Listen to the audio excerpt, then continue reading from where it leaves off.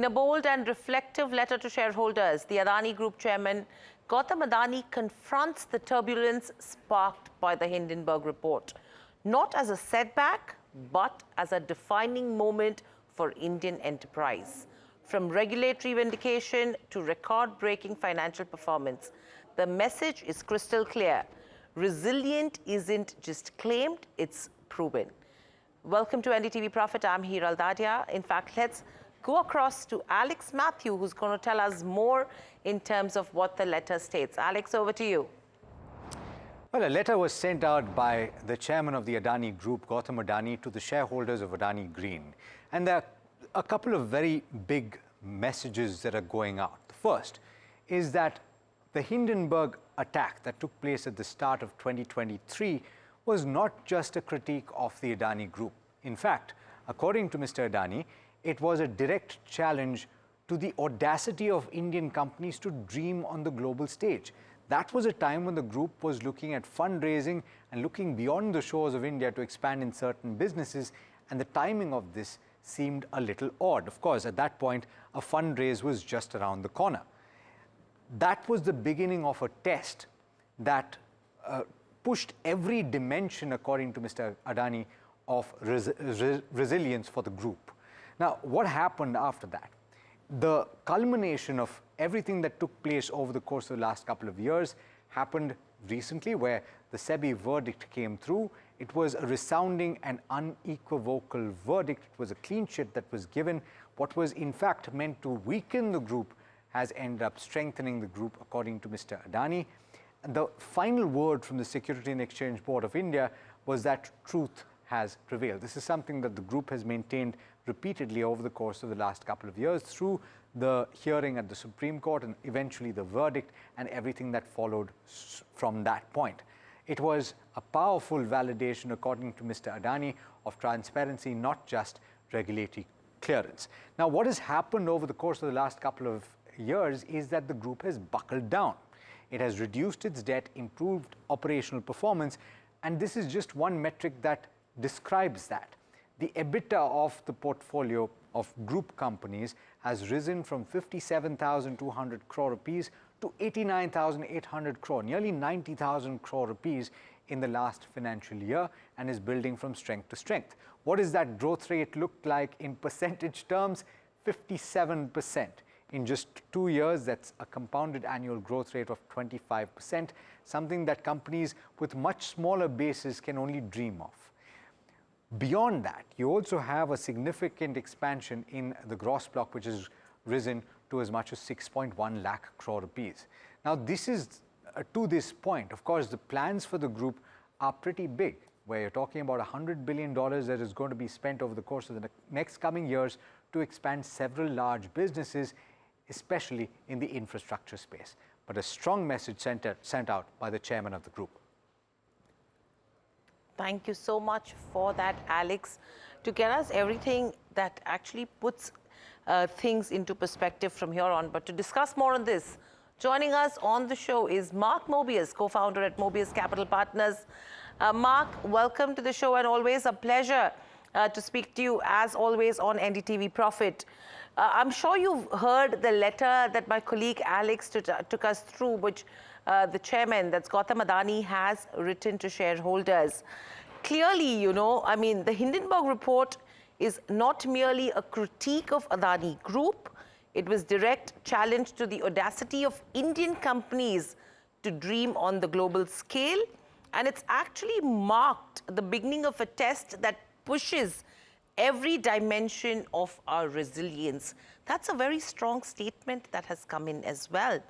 As you know, SEBI has given it a clean chit in the Hindenburg case, and given your previous comments on the Adani Group and the Hindenburg report, this is bigger than just about the Adani Group. Your initial comments.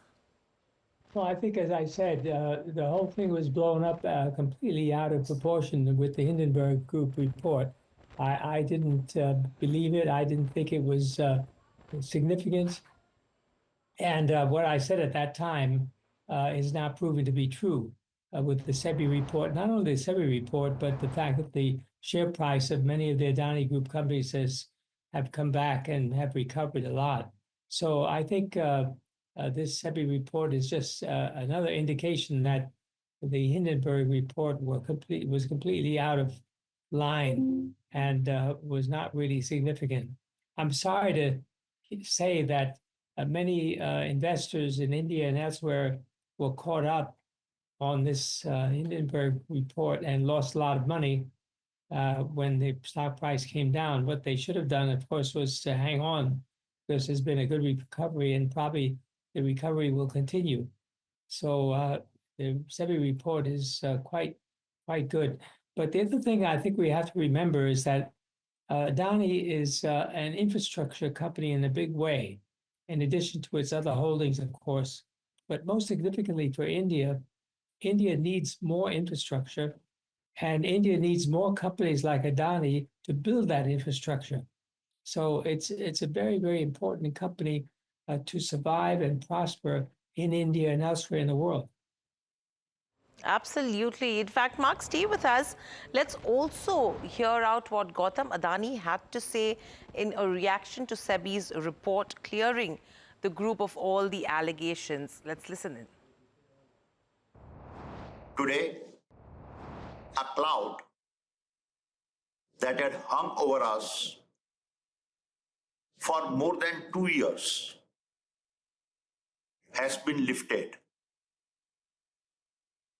SEBI comprehensive investigations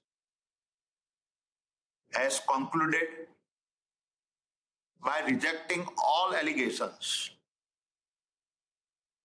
contained in the Hindenburg report from January 2023. It was your unwavering faith, your strength, and your belief in the company that sustained us throughout this period. This outcome belongs not only to the Adani Group, but also individually to each of you who stood by us, and for that support, I am deeply thankful. So that was the comment coming in from Gautam Adani as well. Mark, how do you interpret this SEBI's clean sheet, not only for Adani Group, but for India Inc. as a whole? I think the most significant thing is that SEBI is taking a more realistic stance and is becoming more friendly to companies, independent companies in India. And that's very important.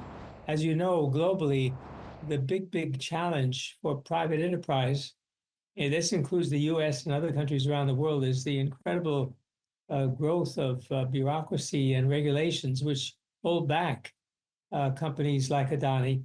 And it's very refreshing to see that SEBI is now moving away from that kind of bureaucratic view and becoming much more realistic and friendly towards the private sector. I think more and more of this is needed so that you can see these companies grow faster without inhibitions from regulatory authorities. Now, that doesn't mean that SEBI should not continue to do its work to ensure that companies behave properly and in line with the law. But at the same time, you don't want to see too much regulation and too much problems with regulations which hold back companies like Adani. So this entire change is very refreshing and I believe quite positive for the Indian economy. Right. And you also mentioned about your earlier assessment that the whole thing about Adani was overblown. Do you believe SEBI's investigation and its findings have actually restored investor confidence in the group and more broadly in the Indian regulatory framework? Yes, I believe it has. And it has given a fresh light on SEBI and the way it behaves and the way it regulates. And I think that's very positive. going forward for not only the big companies in India, but for India itself. Okay.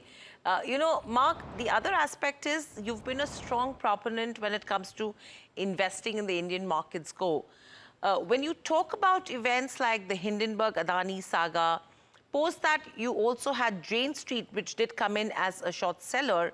You know, with that follows subsequent regulatory outcomes which impact India's reputation as a stable and transparent investment destination for foreign investors. Your comment on this aspect, how would you as a foreign investor look at it? Well, my faith in India has not changed. As you know, I'm a big bull on India. I think India is going to go from strength to strength, regardless of what happens to individual company stocks or the stock market in general. India is going to go from strength to strength. And it's companies like Adani who will drive India going forward because they're doing incredible work in infrastructure, in clean energy, in electricity value. And it's a very, very good thing to see a company like Adani prosper in India, not only in India, of course, but globally. But I think the important challenge is for India to build its infrastructure, and Adani is doing that. Absolutely, infrastructure with the Adani Group has been absolutely on the front runner aspect of it. Now, when you talk about foreign short sellers as well, Mark, they have been exploiting India. We spoke about Hindenburg, we spoke about Jane Street as well, and they are the ones as outsiders who profit at the expense of India. I mean, spreading panic, shorting stocks, and then walking away with billions. To this, the impact that retail investors see is huge. What would you have to say to investors in terms of dealing with aspects like this? Well, the best thing is to take a long view. Don't listen to people like Hindenburg and others who try to bring down stocks and take a negative view. Now, it doesn't mean that research, whether positive or negative, is not important. It is important. But at the same time, you should not react from these reports unless you do your own research and go into it in more detail. And of course, when the Hindenburg report came out, if anybody did their own research, they would have found that a lot of the accusations, in fact, all of the accusations were baseless, didn't make sense. So I advise people to be very careful when they hear reports like that on the negative side. And I think this whole episode is proof that you have to act more independently and allow things to play out before making decisions to sell. Okay, so Mark, that's for retail investors. But this entire episode, when you talk about it, do you think it actually affected the foreign investor sentiment towards India, number one? And now that the clean sheet has come in, the commentary has come in, do you think it will actually strengthen the reputation as a stable and transparent market for foreign investors? Does it further boost that aspect? I think it does help. It does help a great deal to see the SEBI report and to look at how Adani has recovered from the Hindenburg attack. So institutional investors are just like any other investors. They tend to panic sometimes and sell. But I think those who sold have learned their lesson that they shouldn't get panicked and they should do their own research and not react so quickly. So Mark, when this Hindenburg report did come in, and the kind of lows that the stocks hit, where we did see a lot of wealth erosion that happened, did you look at it as an opportunity to buy into the Adani Group? And did you have that conviction to buy? Because at that point in time, stocks were available at a pretty low valuation as well, and the correction that had come in. So were you a buyer at that point in time, or were there any hindrances that you faced? Yes, of course. We waited until the market came down. Usually, it's a good idea to wait until the market has already finished its bear phase and has begun to recover. That's when you want to invest. Unfortunately, for our new fund, we're waiting for clearance to invest directly in Indian companies, so we couldn't take advantage of that opportunity. But I think going forward, we certainly will do that.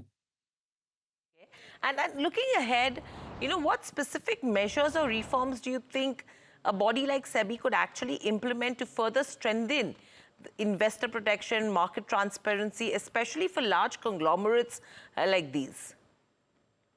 I think the key, not only for SEBI, but for the SEC in America, for all regulatory bodies, is transparency. They should insist on transparency and not get involved in other issues, because with transparency, investors then can make their own decision. At the end of the day, it's the investors who should be responsible for their own investment decisions. The regulatory bodies should not drive that, but the regulatory bodies should drive the importance of transparency, of disclosure, full and fair disclosure. That is the key. Right, a full disclosure, that is key. So would you, Mark, be a buyer of any of the Adani Group companies, taking into consideration the kind of growth that you're looking at? Because the letter clearly states the way forward. What they've said is the portfolio EBITDA has grown actually from 57,000 odd crores in FY23, nearing that 90,000 crore mark in FY25. The EBITDA stands at 57% and the 2-year CAGR is around 25%. And their gross block has expanded as well to almost 6 lakh crores from a 4.12 lakh crores, taking the growth that the company has achieved from FY23 to 25. And the outlook going ahead with the businesses, if you talk about green energy, if you talk about enterprises where you're sitting on the airport business, you're talking about real estate. Would you be a buyer of Adani Group companies with the outlook that they have? Definitely. And you can see what they're doing in the airport industry, which is very important and very lucrative and growing at a rapid pace. So that's an area that we want to look at. And of course, infrastructure in general, what they're doing in clean energy is very critical. And what they're doing overseas, I was happy to see that they have successfully done the port opening in Sri Lanka, which is a positive issue for Adani. And I think going forward, they should be growing globally, not only in Colombo and India, but other parts of the world. Okay, so you're going to be a buyer as well currently in terms of Adani Group companies go. Now, moving slightly away from Adani Group as well, if you have to now say that, yes, the SEBI investigation has actually probably increased the confidence that FIs could probably have in a market like India, where valuations stack up with the opportunities that everyone is sitting on, though there are a few hindrances in the form of tariffs that you're talking about. There are concerns when it comes to H-1B visas as well in the US, because IT as a sector gets dependent on that. What is your overall stance at this point in time on the Indian markets?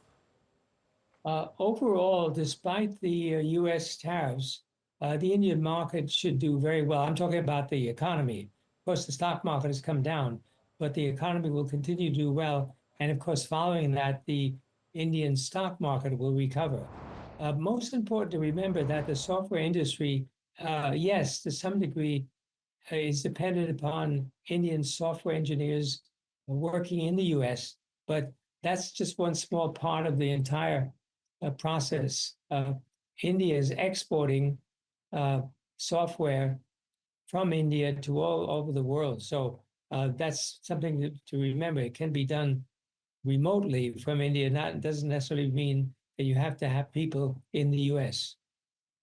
Okay. So, Mark, then what sectors would you be positive on? Because, if the economy is expected to do well, a lot of reforms that have come in the form of GST as well, would you be a buyer of the domestic-oriented companies, or would you look at a portfolio which is a mixed match of domestic and export-oriented, and which sectors would they be? Well, as you know, the two sectors that have been affected by U.S. tariffs is jewelry, gemstones, and garments, consumer goods. that are exported to the U.S. So those are sectors that we have to be careful about and watch. Now, of course, if some of them have come down a lot, there may be an opportunity to buy. But generally speaking, you probably want to stay away from those areas. But then when it comes to other areas that serve the domestic economy in India, consumer sectors in India that are not export oriented, then that's a very, very different story and lots of opportunities in that direction.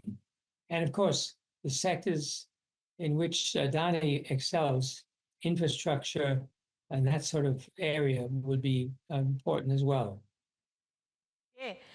So which sectors would you then because I think the last conversation we had with you as well, you were pretty much positive when it comes to Indian banks. You were looking at the pharma sector as well. Defense was another space that Mark Mobius was actually eyeing as well.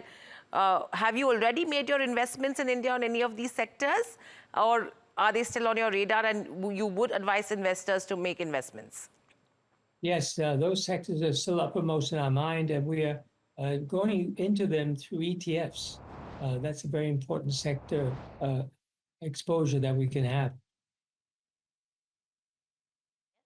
Mark, apart from these sectors that we've spoken about as well, when it comes to investing in India right now, the major concern everyone had was valuations. In fact, HSBC has actually upgraded India from a neutral to a buy. Herald Lind has a target of 94,000 in terms of where the Sensex goes. As compared to other emerging markets, where would you place India right now? India is always going to be at the top of our list, and I could see 100,000 going forward. There's no question that Indian market is going to be very important going forward.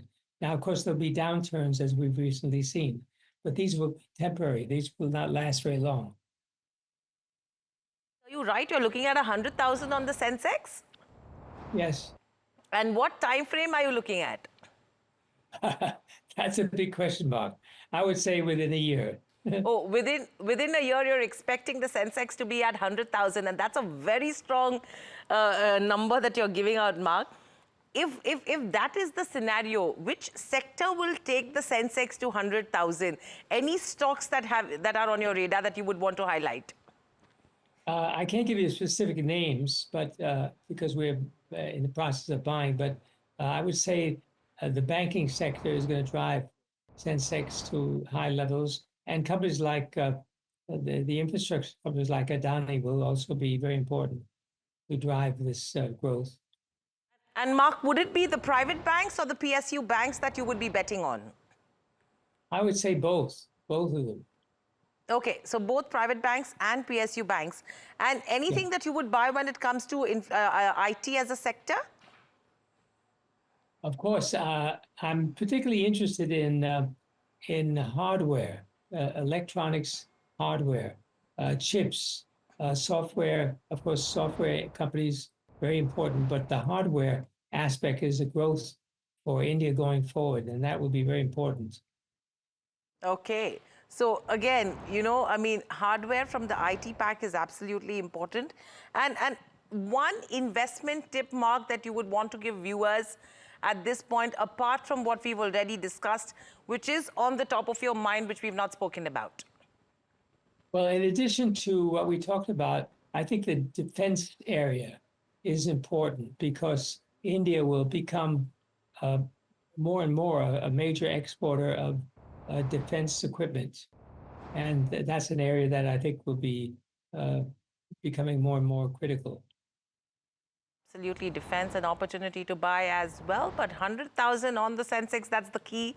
And the investor trust that could be coming back to the markets on the back of the clean chit that SEBI has given to the Adani Group as well is what Mark is indicating. Thank you so much for joining us on the show. Always a pleasure to speak to you, as always, on NDTV Profit. So that was Mark Mobius, co-founder of Mobius Capital Partners, talking to us about the implications of the clean chit that was given by SEBI to the Adani Group on the back of the Hindenburg case, not only for the Adani Group, but for India Inc. as a whole, what it would mean from an investor community perspective, and the sectors and what he would invest in, with a target of 100,000 on the Sensex in the next 12 months. Completely out of time, but that is a wrap on this edition of NDTV Profit. Please stay tuned.